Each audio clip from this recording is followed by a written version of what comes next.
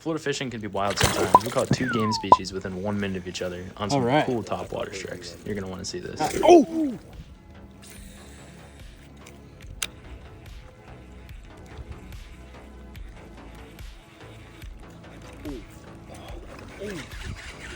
Oh! Oh!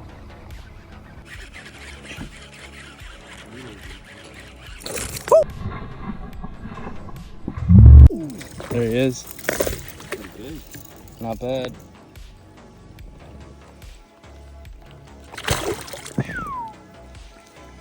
All right. Yeah, I thought there would be one there. So did I. Oh! One there. Oh!